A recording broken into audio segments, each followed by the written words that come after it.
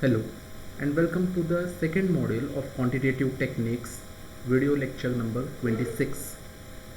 In today's video lecture we are going to discuss and start a new module for you, that is module number 2, theory of probability. So let us begin. Students, you might have come across many such instances where you have told something like the chances of winning a match, or you might have even heard about chances of survival of a patient are so and so. For example, the chances of Australia winning the next World Cup is 60%. So this is the kind of thing that you keep on telling without knowing that you are actually telling a probability, that is probability of Australia winning the next World Cup. So what happens in this case is you are telling probably, means the chances that Australia wins the World Cup is 60%, which means out of every 100 attempts Australia can win the World Cup 60 number of times. So in such a case what happens is it is a probability, that is 60% probability or 60% chances of happening of the event, that is Australia winning and lifting the World Cup.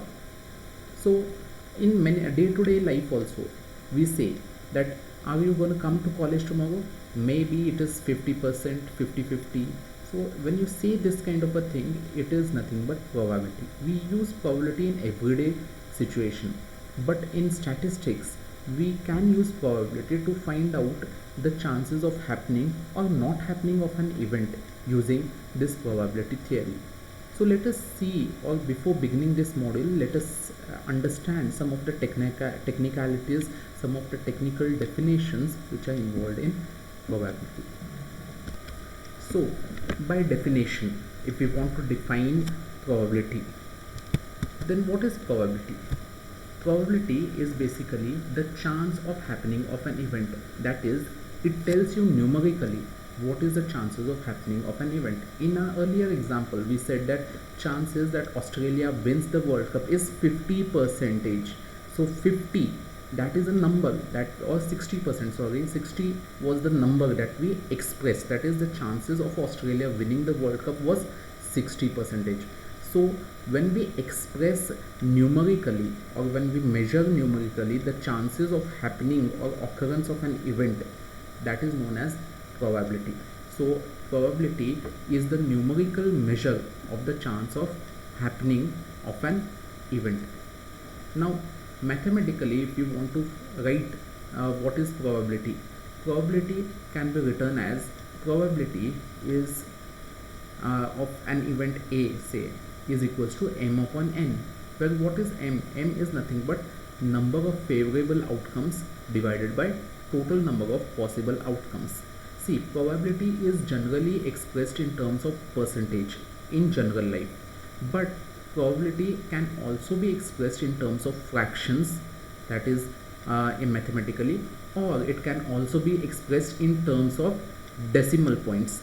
So if you are expressing probability in terms of percentage, the value of probability will lie between 0% and 100%.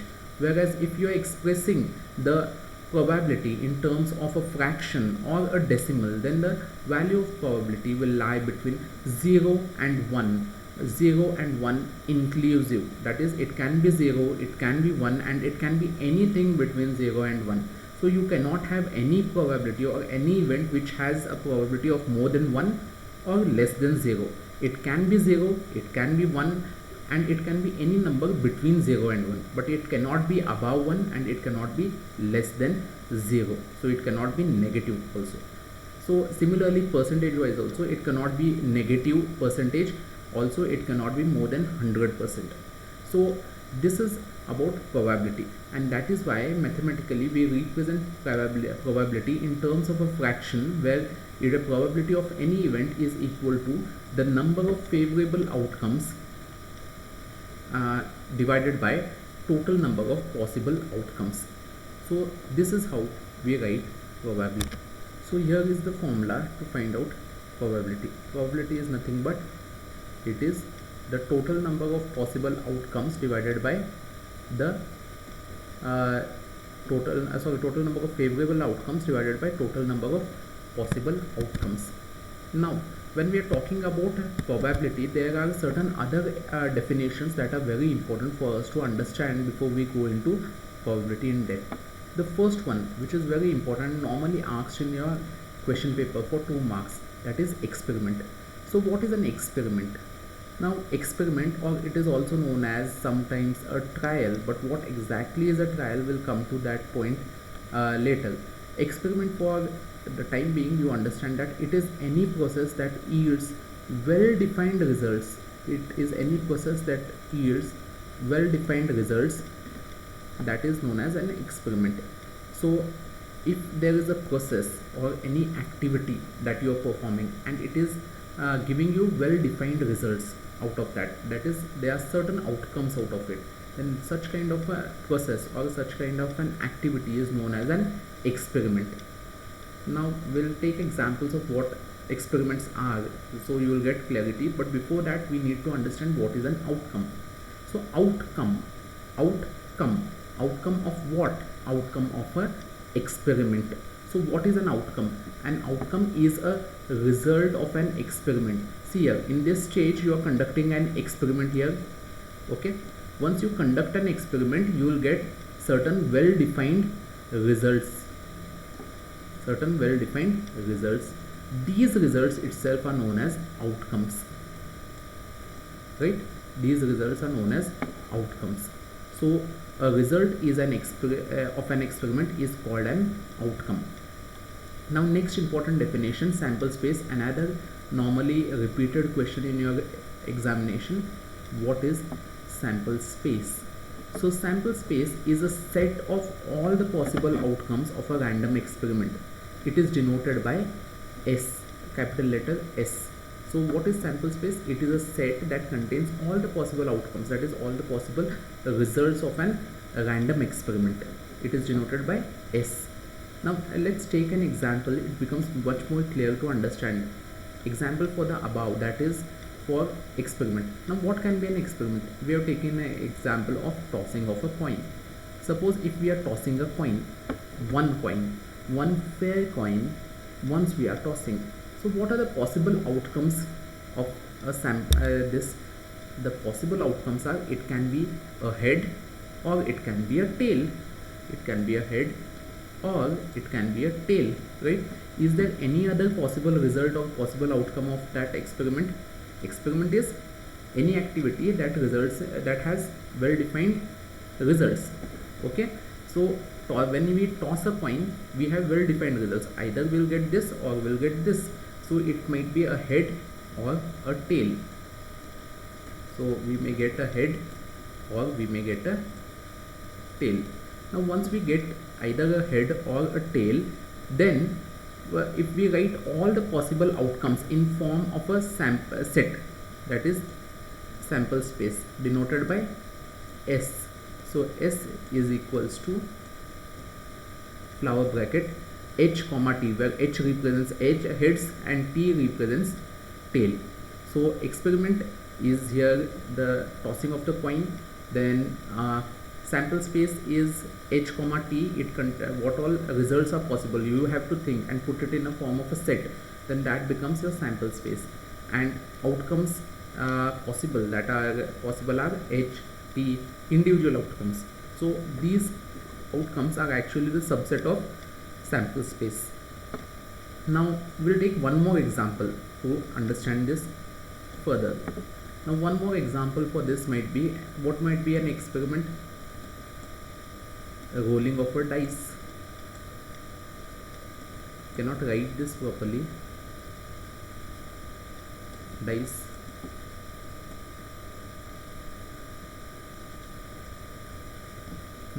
A rolling of a dice.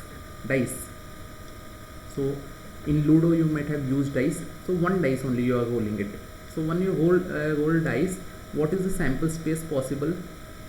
S equal to, the sample space possible is 1, 2, 3, 4,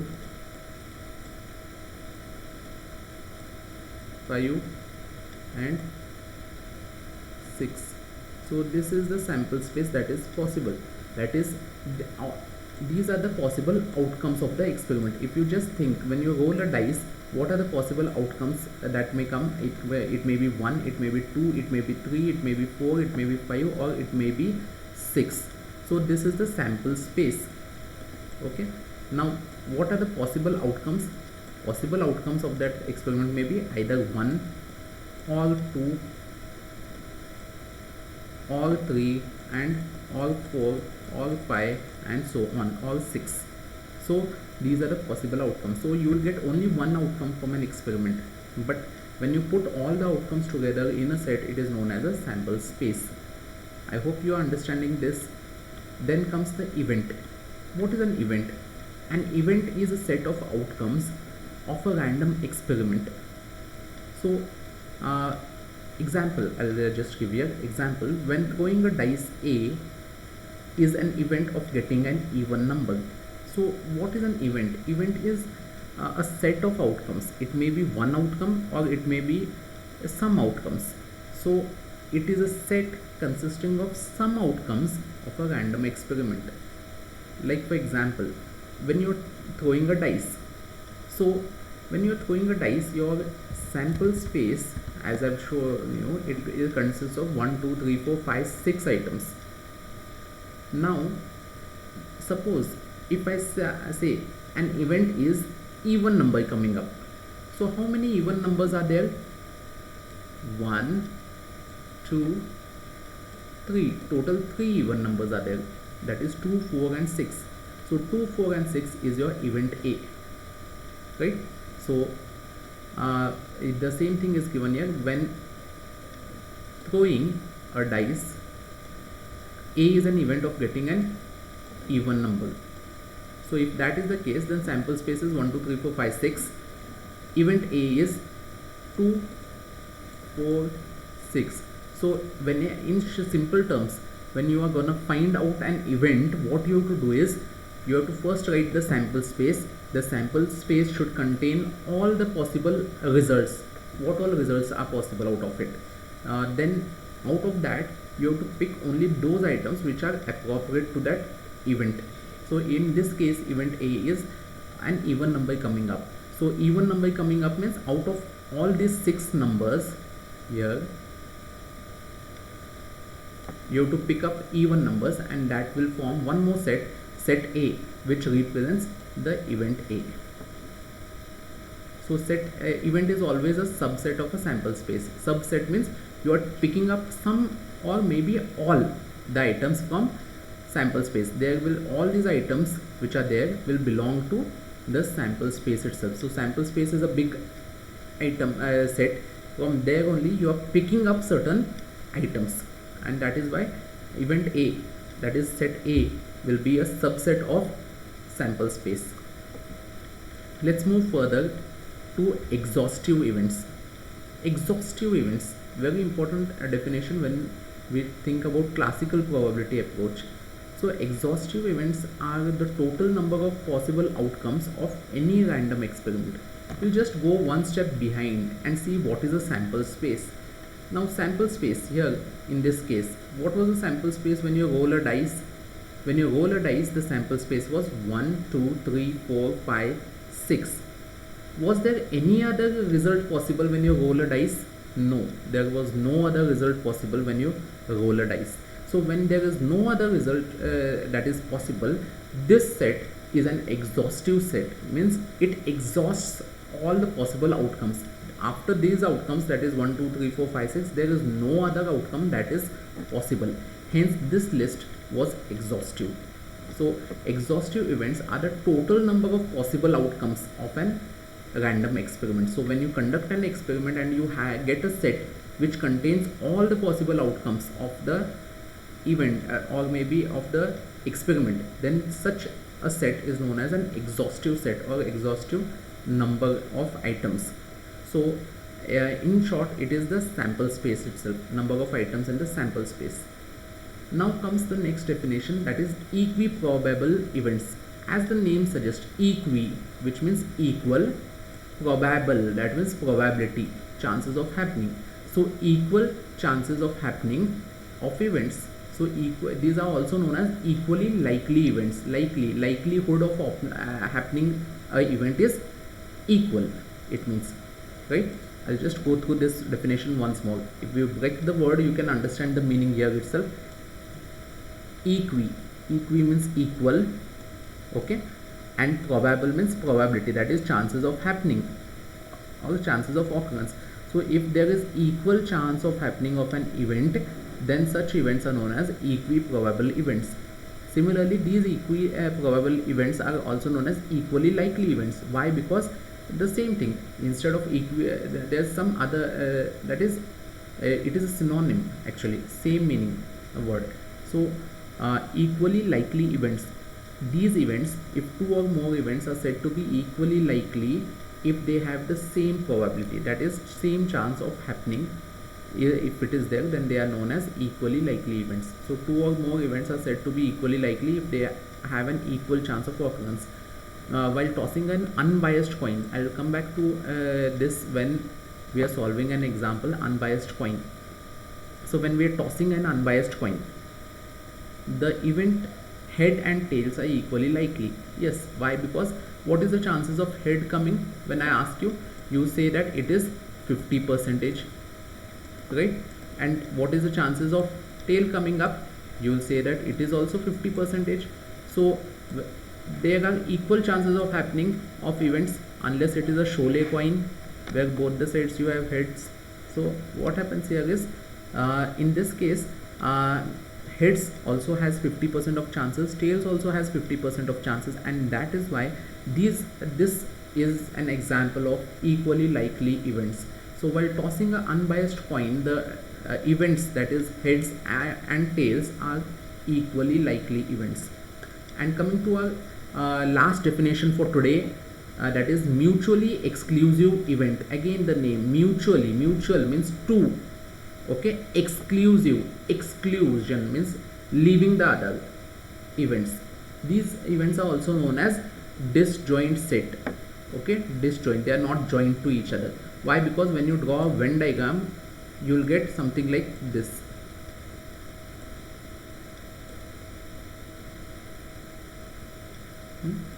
This kind of structure where set A is this and set B is this, okay, this kind of structure you will get. Now when see here, two or more events are said to be mutually exclusive events if occurrence of one event prevents the occurrence of all other events, okay, if occurrence of one event prevents the occurrence of all other events in a single trial, or two or more events are mutually exclusive if only one of them can occur at a time. Any of these definitions you can use when you are telling about mutually exclusive events. See, mutually exclusive events, two or more events are said to be mutually exclusive if one thing is happening, and because that thing has happened, other things cannot happen at that time. If that is the scenario, if that is the scene, then these events are said to be mutually exclusive.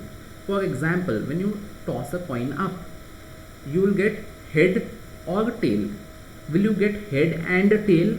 No, you will never get head and tail. You will always get either a head or a tail, and that is why when head comes, tail will not come. When tail comes, head will not come, and that is why head and tail are said to be mutually exclusive events. For example, we'll just go through the other definition also. Two or more events are mutually exclusive if only one of them can occur at a time. See here, again this case, only one can happen at a time, both cannot happen at a time. So that is why in this experiment, that is tossing of a coin, the results head and tail, that is events that head turns up and event that tails turn up, is mutually exclusive. Similarly, in rolling of a dice, suppose if you take an example of rolling of a dice, the events of getting an even number, okay, and getting an odd number are mutually exclusive. Definitely, when you roll a dice, what will you get? Either you will get 1, 2, 3, 4, 5, 6. So one of these 6 you will get.